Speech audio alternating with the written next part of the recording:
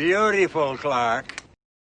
Hey, we want to thank you for coming to Sunday Night Youth. We're glad that you're here tonight. This is a great place to be, and we're just excited that we get to be together online. I wish we were in person. That would be even better, but since we can't be, this is all right. Hey, if you're new, welcome. So glad that you're here. If you're here every week, we love you. We miss you. Can't wait to see you again. So great stuff here tonight in the video, and thanks for joining us.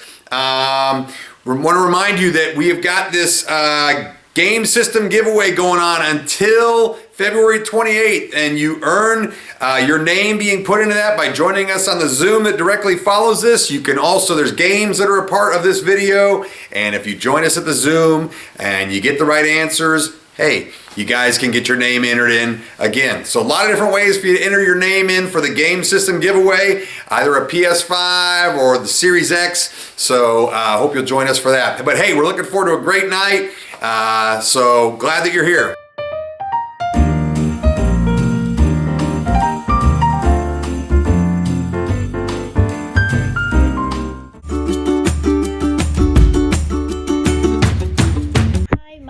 Grace. My hobbies are running and painting.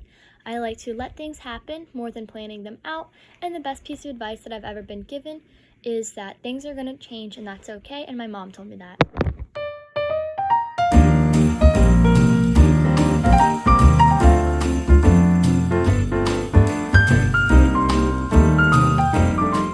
Hi. Okay, I was chosen to do that Know Your Neighbor, so I have 3 questions and I am going to answer them. So, first of all, what do you like about school?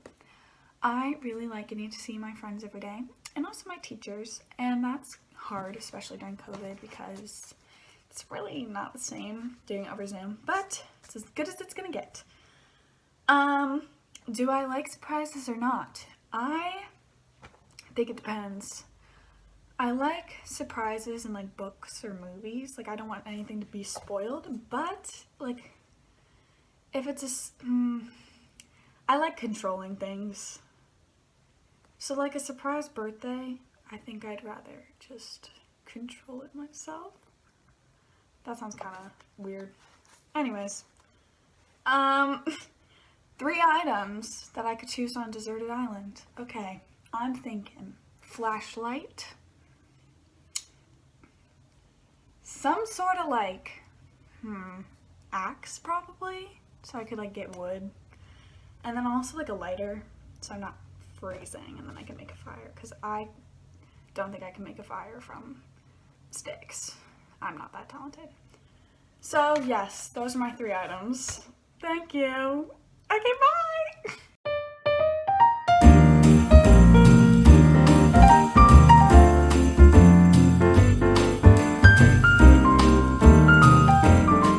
Alright guys, welcome to the second Taco Bell challenge. We got Daniel in this corner, we got Colton in this corner. Now we eat. All right, and we're ready to go and go. Oh, that's right. Daniel said he's got to go what? Make room? No. That's what you told us. What is your $10 order today? Cheesy roll-ups. How many of them? 10. Colin, what's your order today? 5 Taco Supremes. Here's our referee. What's up? God, thanks for this day. Thanks for these guys. Thanks for this time together. And thanks for just giving us the ability to have fun. Bless this food to their bodies. In Jesus' name, amen. Go! Who won the last round? Last round with Tyler. How many is that? 3. 1 cup down? Yeah, 1 cup down. You're on your 3rd taco.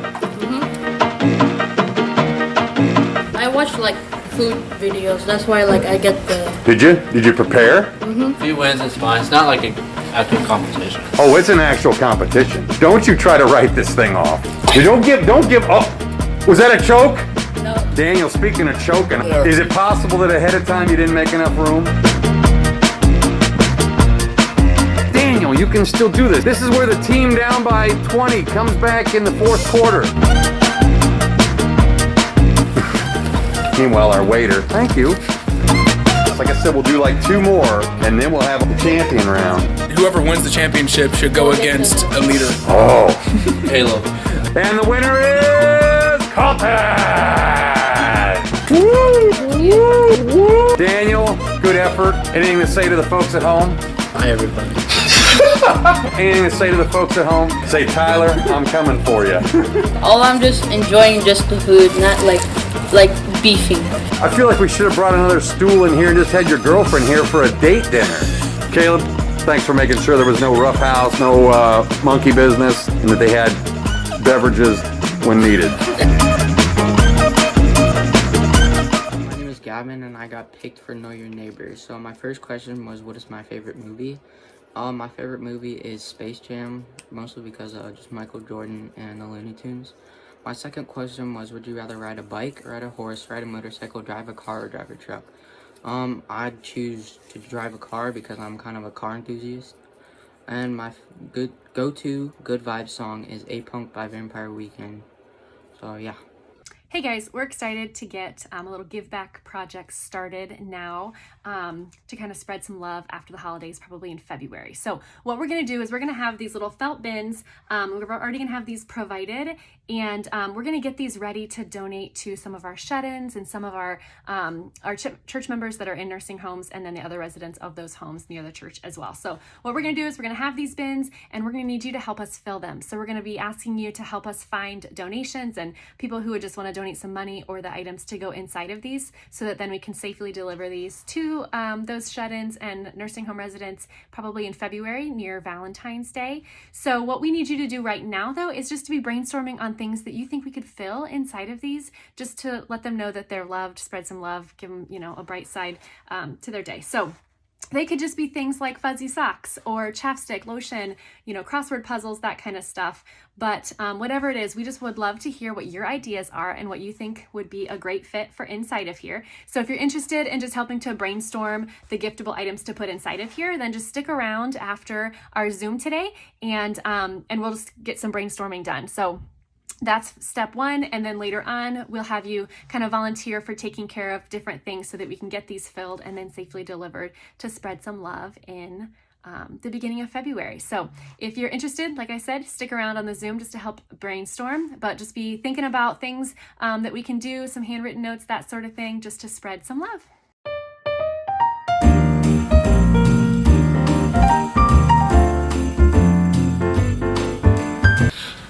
I'm Christy Harper. And I'm Katie Koppel. And we are the D team leaders for the online Zoom this year. I attend Bowling Green State University as a chemistry major, and my favorite Christmas dessert, because I could not pick a favorite Christmas cookie, is my grandma's chocolate fudge.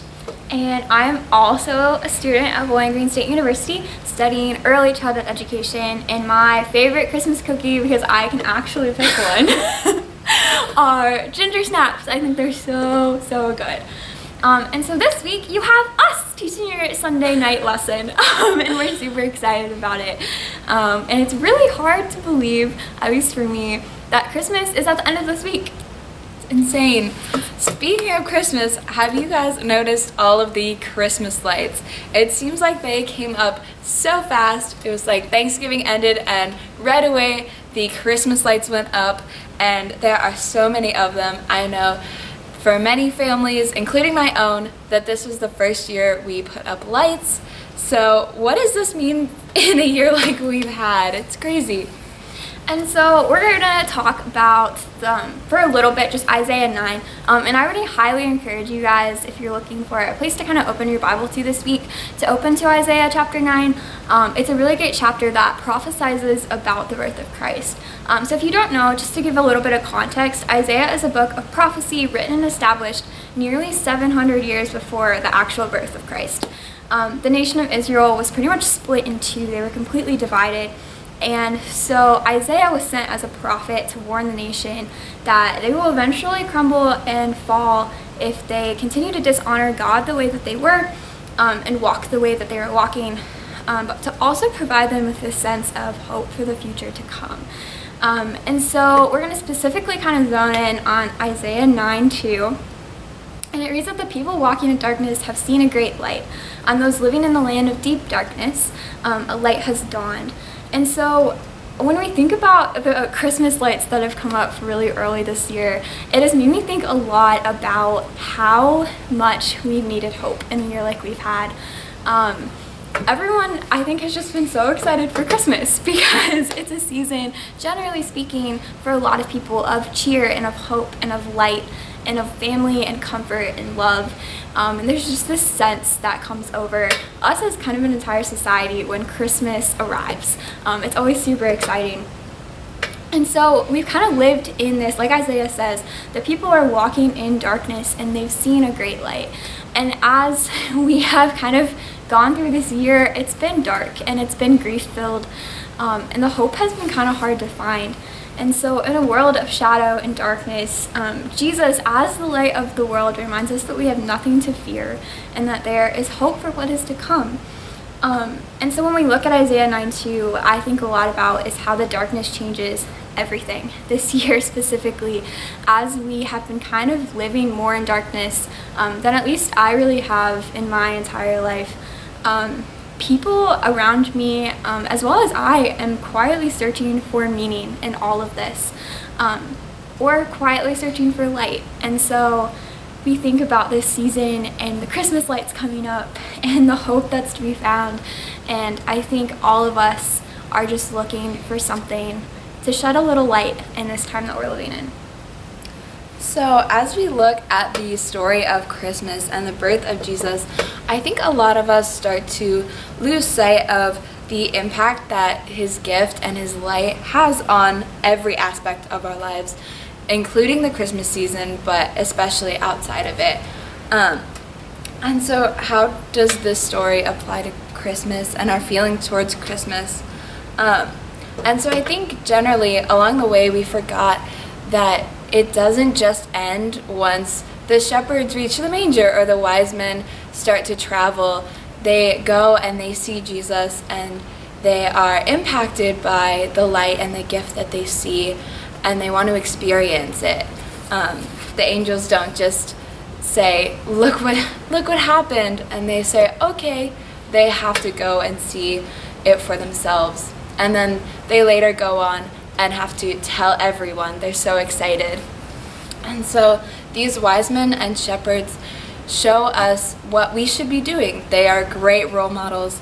And so there are two distinct responses that they had that I think we should embody as well. And the first one is come and see.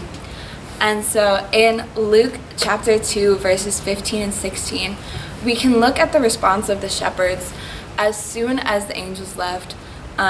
It says, when the angels had left them and gone to heaven, the shepherds said to one another, let's go to Bethlehem and see this thing that has happened, which the Lord has told us about.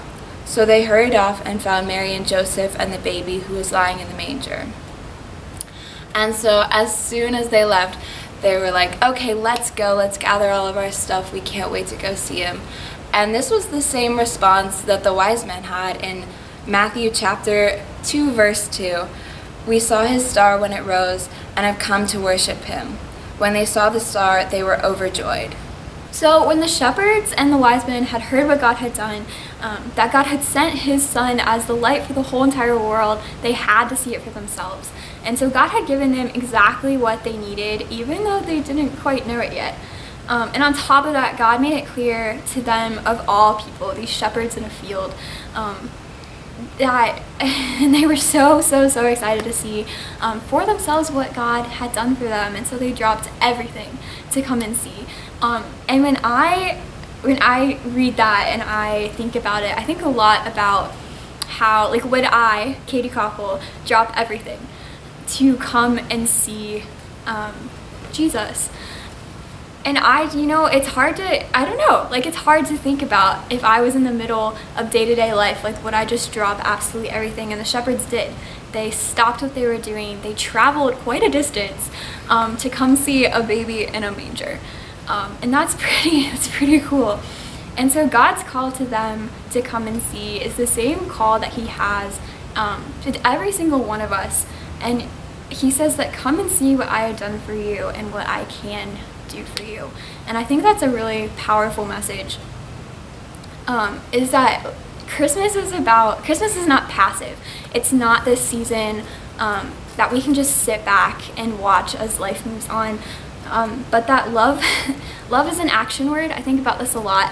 How love is active. It's not something that's passive. And so God's love for us, he put into action by sending Jesus to earth to be a sacrifice and an atonement for our sins.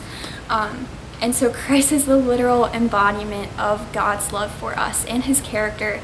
And so he's asking us, like, come and see what I can do for you if you walk through life with me. And also, life with Jesus is also restful and peaceful if we allow it to be. In Isaiah 9:4, kind of going back to Isaiah 700 years before any of this had even happened, Isaiah writes, "For as in the day of Midian's defeat, you have shattered the yoke that burdens them." And so a lot of times, day-to-day life, we live in this, if you guys don't know what a yoke is, I remember I didn't when I was in like middle school and high school. I was like, what is happening? It is, how do you describe it? It is a piece of farm equipment, I Yes. believe. So it's like, it holds on to the ox. So if like It's like- Christy and I were ox. It's like a bar that goes like right across. Yeah, kind of. it's like that. It's like this. And so it holds them together. And these things are sturdy. They're heavy. Yeah. Like they are solid, and it like pulls on you. So it wears away on these ox for quite a while.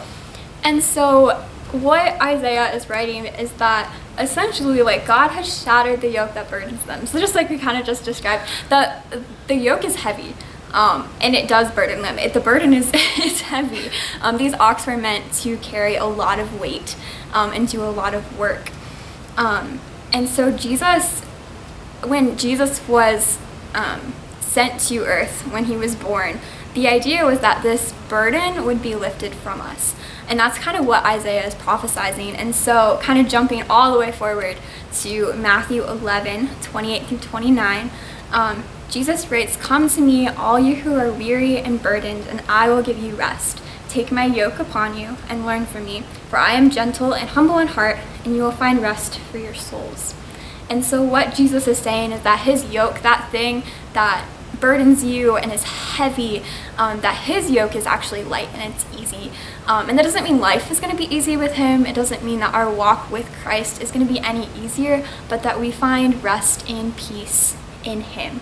And so that's kind of, that's the come and see aspect of it, is just coming and walking with him and seeing what our life could look like with him, and experiencing life alongside of him and following him. And so the second part of this response to Christmas is all about going and telling. Yeah, so when I hear that, and when I first responded to Jesus and really first started digging in and believing, it made me so excited to know that there was God who would take these things from me and who would always be there for me.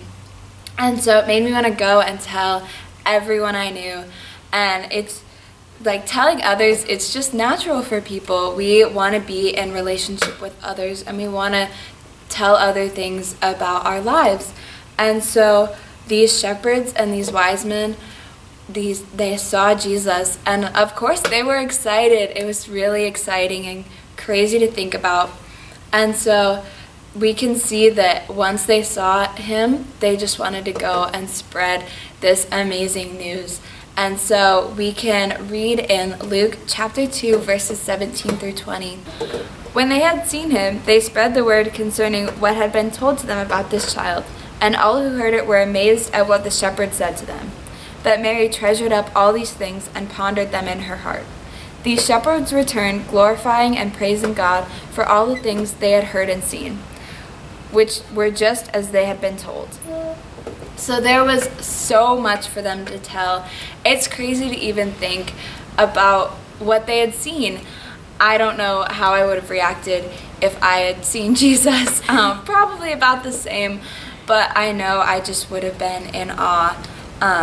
And so you can see that throughout all these scriptures, that we are encouraged to go and tell others about Jesus and about this story. It's impactful, and you can shed some light on a lot of lives just by reading these and talking about them. And so even far before Jesus was born, nearly 1,000 years actually, the psalmist encouraged and urged the people of God to tell others what he had done for them. So in Psalm 107:2, it says, "Let the redeemed of the Lord tell their story." And so what you kind of can gain from this verse is that we, again, are not meant to be passive in our belief. We're not meant to sit on it and to stay silent. That this is a time, especially during Christmas, of remembrance and of just active love, and being able to show that love and tell of that love to others, especially those who maybe haven't experienced it before. And if you think about it, the responses of "come and see" and "go and tell" are really a microcosm of the entire gospel as a narrative. Both Matthew and Luke begin by God inviting the people to come to Bethlehem and to see what he has done, and the gospels end with Jesus commanding his followers to do the same, to go and tell, to make disciples of all nations, and to walk with him. And so kind of what we're challenging you to think about is, one, like, what is your response to Christmas going to be? How is it going to look different from other years? I think especially during this year, our response to everything has changed. It's been a whirlwind. And so how are you going to live out this Christmas a little bit differently than before? Will you be silent, or will you come and see and go and tell of just who Jesus is and what he's done for you? Yeah, also just thinking about what God has done for you and taking a little bit of time to see and really reflect on what he's trying to teach you. I know in my life, Christmas is a crazy time, but it is so much fun. I personally am a lover of traditions. My household has so many of them. And so this year we are unfortunately losing a lot of them. And so God is really teaching me to just stay in those moments and keep the relationships. It doesn't matter what we're doing. It doesn't matter the traditions and all of the Christmas things that we're doing. It just matters that we are there with each other, even if it's on Zoom, celebrating what he gave to the world. And so, yeah, just staying in those little moments and remembering why we're actually celebrating is something that I've been learning, and I know a lot of people around me have been learning too. And I think kind of going off of that, this Christmas season, God has been teaching me kind of a lot about what peace looks like and how to embody peace. I think I've always understood Christmas, but people talk about Christmas, you hear all the hymns about Christmas, and it talks about peace and joy. And I think for years, Christmas has been not really any of that for me. Like Christy said, it's a hectic season.